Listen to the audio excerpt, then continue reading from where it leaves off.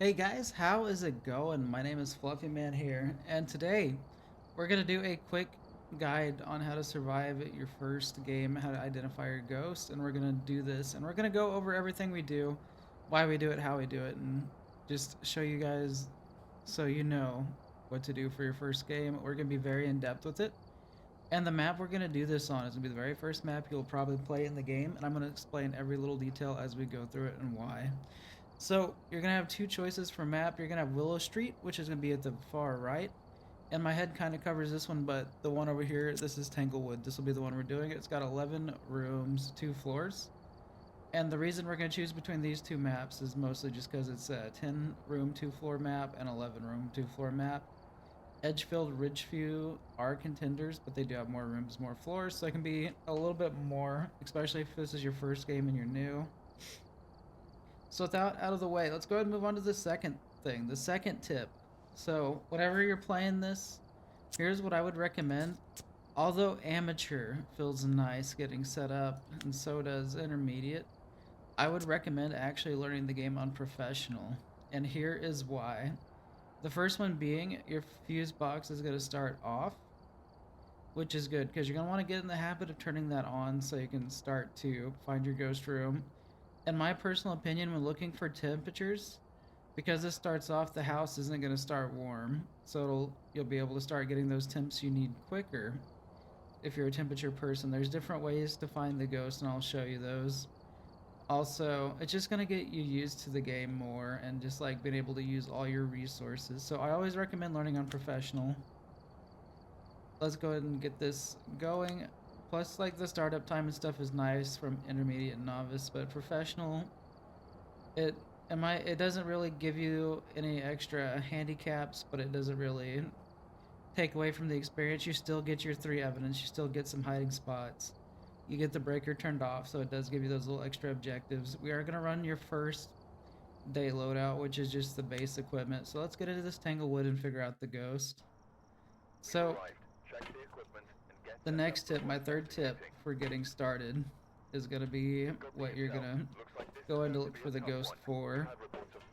And I like to start out with the light source so we can see. I like the temps so we can start checking rooms. And I also like to get UV to check and see if we get any early fingerprints from it messing with things. You can get UV to start out for interactions if you would like. You can check for orbs if you'd like with the camera, so I'll show you guys this. So each one's gonna have pros and cons. If we get an EMF 5, that would lower our ghost down quite a bit. Same with our orb. Same with freezing temps. Like, they all have their pros and cons. So orbs would be pretty quick evidence to get this for us. But I like to run temps instead, just because we're not always going to get orbs, but the ghost room will always be colder. So I feel like temps are a little more reliable in that department. So let's go ahead and get started. The next tip I've got is going to be map awareness. This will be our big number 4. So by map awareness, there's going to be a few things we need to establish. First, the location of our power source. It looks like it'll be this big square room, which is going to be the garage. It'll be right here. And now that we know where that is, that's going to be our primary objective, to get that turned on and start getting lights on. And the reason for that is we want to preserve sanity. Sanity gives us more time to hunt for the ghost. Depending on the ghost, we could get a lot of time, or we'd be preserving those valuable couple minutes we are going to look to find the room. And let's go ahead and get in there and get to it so I can explain the rest of map awareness for you. So, power is the main priority. We're going to listen for ghost activity too, door touches, throwing items, and what have you. Grab that key there. If it does turn on the car, we want to be able to turn it off. So, with power on, our next objective is going to be getting lights on while looking for the ghost room. So you can have 9 lights in total on. I'm going to get the main traffic airways turned on. And the reason being is light is going to save sanity. You want your sanity to stay as high as you can, especially looking for the ghost room. So now with that turned on, we've got one of two things we can do. Oh, I heard something in the kitchen, it sounded like. I was gonna say we can go and bring everything in and stay in here till like door touch. Alright, so we have a door touch, and I thought I heard, yep, we did hear a spoon get thrown. So this is an indicator we're close. This doesn't necessarily mean it's the ghost room. Ghosts can interact elsewhere, but this is probably going to be our general area. Oh, look at that, a door touch right in front of us. I knew we heard something. So no UV, and I'm going to leave that open like this. Put that right here. And it looks like this is a hallway ghost, so it's going to be kind of this area right here. Actually, hold up. Alright, we'll let temperatures get settled in. Now that we know the general area, we can start bringing in equipment. And we also need to find hiding spots. So, that's what we're going to do first, actually, is I'm going to find a couple places we can run to if we need. I did drop my light, and the reason we did that was so we can carry more. Here we go. We have our hiding spot. We can run to the blue room and hide in the closet, so we have a plan for our ghost hunt if it comes after us. That's always important. So with map awareness, you always want to be able to get away, especially when you don't have smudges. Knowing exactly where you're going is so important. Let's go ahead and grab stuff to get set up. And we're not just going to sit in there and look with this equipment right out the gate. We want to get everything in here and just have everything going at the same time so we get more chances to figure out this ghost. This will preserve time. And time is important. Ooh, I wonder if it's in here. I bet you it's in this room, but we'll check for orbs real quick. Maybe we'll get lucky. Because like I said, we had an interaction with that spoon, so it could be this room, but it could just be wandered in. But we do know it's close. That's good, that's good. There we are. Let's go ahead and put our book right here. Kind of a good traffic area for that. We'll grab our last couple bits of equipment. The reason I've done it this way, with that book there, it can start checking for ghost writing. So we're just keeping everything busy, preserving our sanity. Looks like we're at 90, that's good. There we are. We got that up too. So we can check here if we want to for stuff. Check for our dots, check for our orbs. Phone ringing? Alright, so we have a good indicator of where our ghost room is then if we got a phone ring. It really likes this room, so I'm betting you it's the kitchen. We've got a couple of vents in here, and we had a door touch, so kitchen is a pretty good indicator. I'm gonna stick that right there. Oh, look at that, ghost writing. So another example of time preservation, we had this put down while we went out to get other stuff, so that helped us out quite a bit. It's not in the hallway, temps are too high.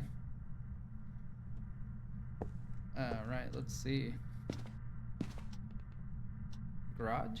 Alright, actually hold up. It looks like it might be this room, might be the storage room. So we were in the right area. That's good. It likes to wander around this room a lot. And all this is close. This is connected to the wall. Ghosts can interact through the wall. So it probably wandered in here through the spoon, interacted with the phone, and then it's in here. Or it's the garage. One of the two. But a lot of this game is narrowing down the ghost room and then just beginning your investigation there and figuring it out. Stick that there so I can start getting that. Another door touch. Oh, here we go. Yep. It likes messing with that door. We can check for UV again.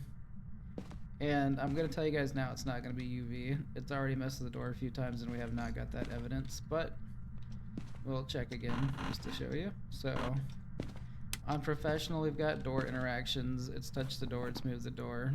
So we would know we would get UV. And since it didn't, we can cross that out. So just being mindful of ghost actions that can eliminate it. Ultraviolet's the easier one on professional. So that narrows down our ghosts quite a bit. Thay, Dio, Moroi, Mare, Revenant, Shade, Spirit. We'll go ahead and leave that there. Check our temps. Still getting low. it keeps interacting that, so I'll leave the EMF there so I can always check on that. Do a quick orb check. Oh, I think we saw orb. Was that an orb? We might have got an orb. It's pretty close to the wall to tell. So a hard maybe. We'll leave that a hard maybe for right now.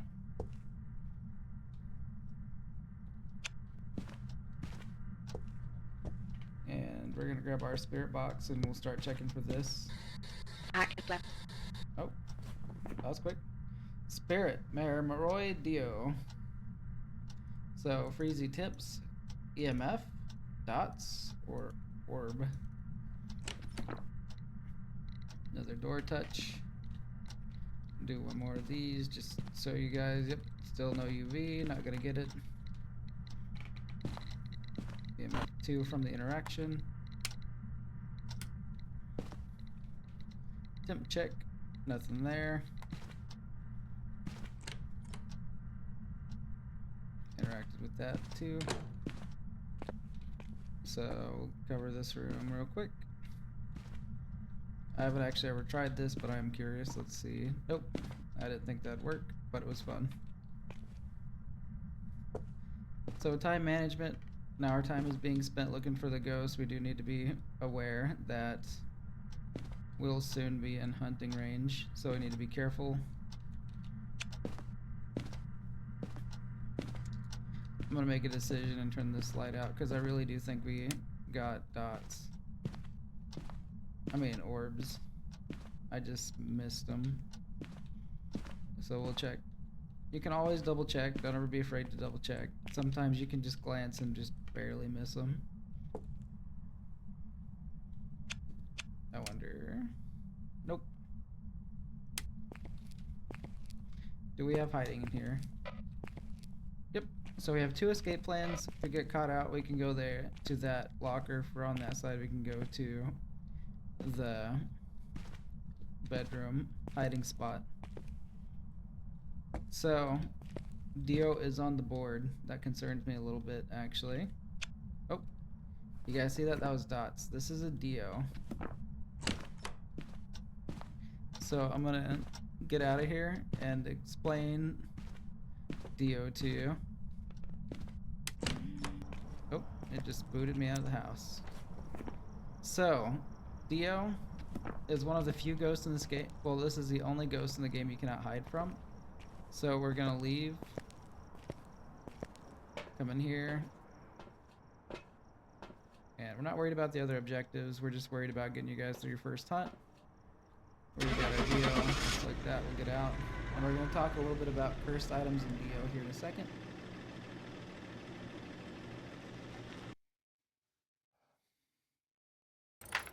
So with Dios, they always know where you are. They will run at you until they get close, and then they will slow to a very, very slow walk. You can easily outrun these ghosts, so it is best to find a place. So in there, the kitchen, we can loop it around that big table in there, and it won't be able to get us as long as you don't run into it. But you will not be able to hide from a Dio. That's the one ghost in this game you cannot hide from. So keep that in mind. Generally, as a beginner, you will not run into Dios. I think it's level 26 they can start to appear, so you don't have to worry about that too much. The next thing I wanted to go over with you guys in this video is actually going to be the cursed item. So try to avoid these, especially if you're a newer player learning the game.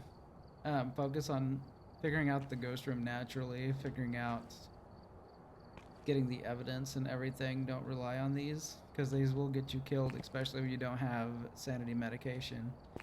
Using the Ouija board and finding in the ghost room will drain a lot of sanity, and you will get hunted sooner rather than later.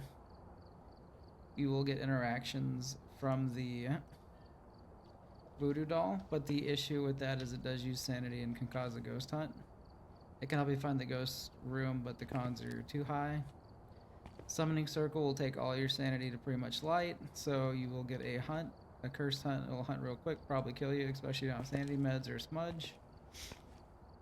Monkey paw is fun. You can use that to eliminate an evidence. You don't really need to do that in professional unless like you just get a really tricky ghost, but you can also use it to revive your friends open up hiding spaces or use it for a quick escape. Very fun little tool.